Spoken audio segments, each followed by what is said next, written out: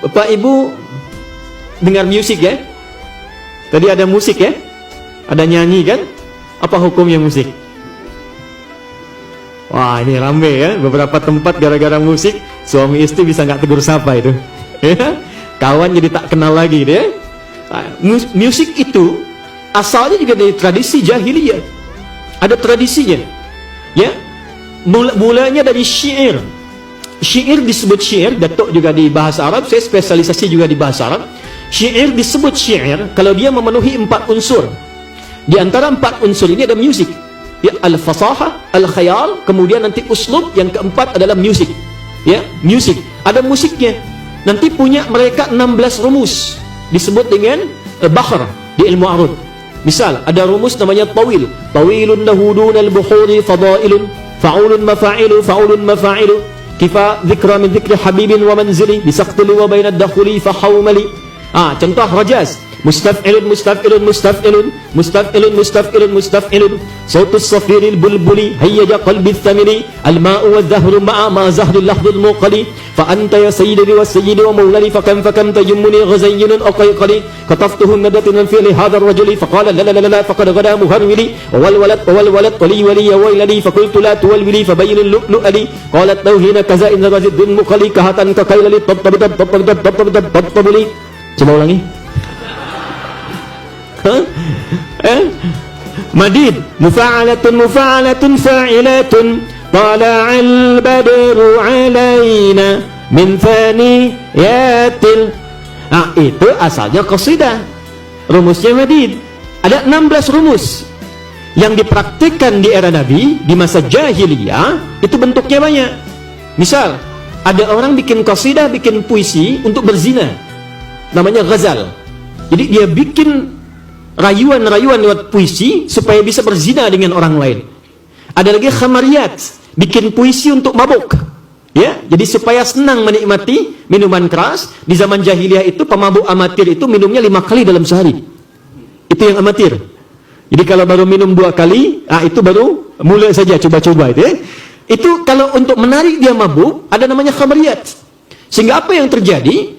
Begitu mereka mabuk menggunakan syair dan bernuansa musik, maka dicela oleh Quran. Ada celaannya. Wasyu'ara'u yattabi'uhumul ghawun alam tara annahum fi kulli wadin yahimun.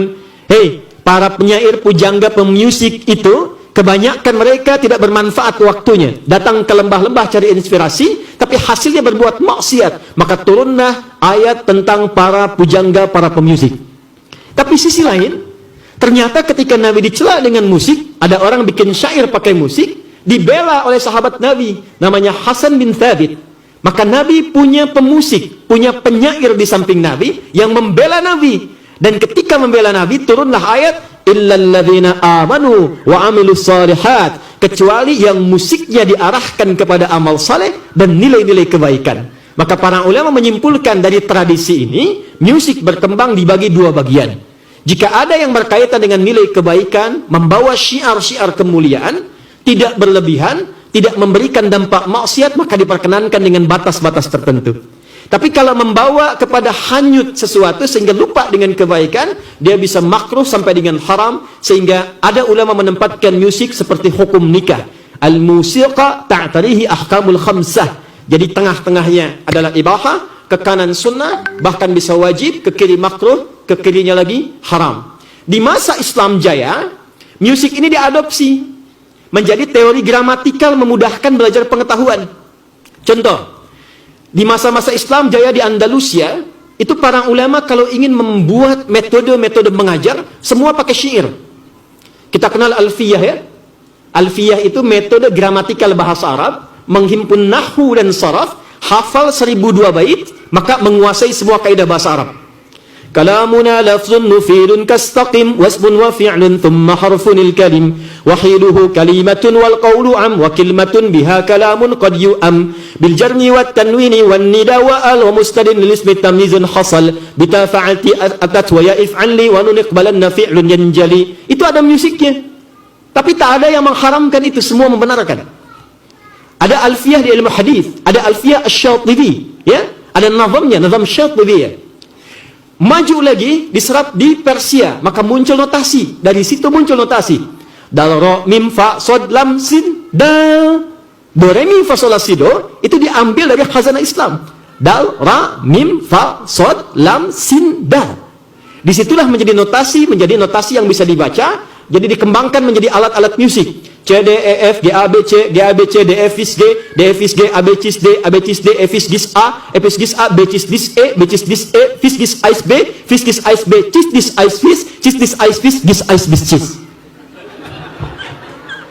Tapi saya tak bisa main-main musik, ya, karena gelombangnya beda. Tapi saya hafal, tahu, karena riset. Nah, maka dari situ kemudian dikembangkan, ada tradisi-tradisi musik yang kita dapati. Ada nasyid, kita kenal dulu nasyid ya, dari akapela sampai diiringi dengan alat, membawa kepada ketaatan, kita ingat dengan Allah. Ada Raihan, ada Hijaz di Malaysia, Indonesia ada The Fikr ya, kemudian ada The Zikr dan sebagainya. Itu sah, tidak ada masalah.